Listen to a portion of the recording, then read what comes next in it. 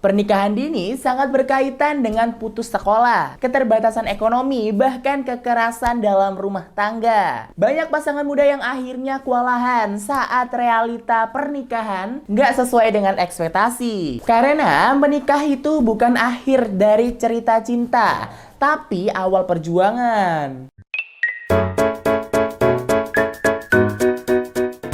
Halo guys, jumpa lagi di Bisik-Bisik. Bincang-bincang asik kali ini bersama dengan saya Faikal Tofawas. Hari ini kita akan bakal bahas sesuatu yang akhir-akhir ini sering muncul banget atau seliwiran di media sosial, yaitu pernikahan dini.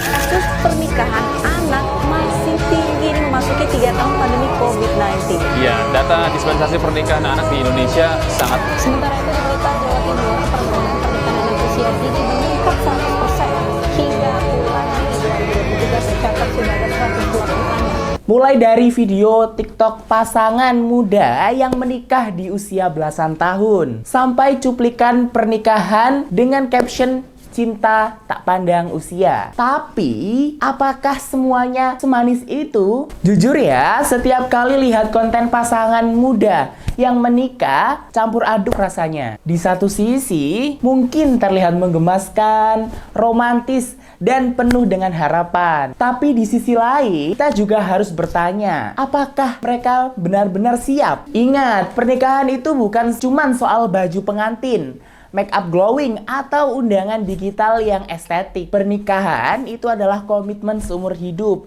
Dan yang lebih penting, pernikahan itu soal kesiapan mental, emosional, dan ekonomi. Dari data BKKBN menunjukkan bahwa Indonesia masih punya angka pernikahan dini yang cukup tinggi, khususnya di daerah-daerah rural. Tapi menariknya, tren baru ini banyak datang dari media sosial, seolah-olah pernikahan dini sekarang bukan karena keterpaksaan atau budaya semata, tapi karena ikut-ikutan tren. Nah, pertanyaannya, sejak kapan menikah muda jadi sesuatu yang keren? Beberapa konten bahkan secara eksplisit bilang daripada pacaran lama-lama langsung menikah aja deh. Padahal menikah bukan solusi instan untuk menghindari dosa atau masalah sosial. Kalau niatnya cuman buat halalin hubungan tapi tanpa persiapan yang matang, resiko gagal lebih besar. Dan mari kita bicara soal dampaknya. Pernikahan dini sangat berkaitan dengan putus sekolah, keterbatasan ekonomi, bahkan kekerasan dalam rumah tangga. Banyak pasangan muda yang akhirnya kewalahan saat realita pernikahan nggak sesuai dengan ekspektasi. Karena menikah itu bukan akhir dari cerita cinta,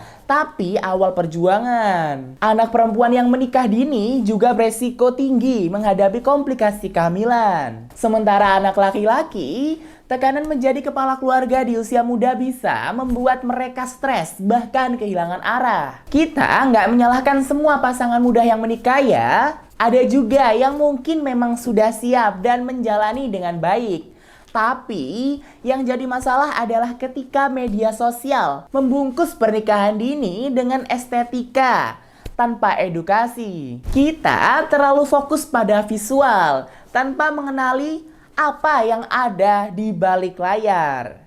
Coba bayangkan, seorang remaja melihat konten pernikahan muda yang terlihat bahagia.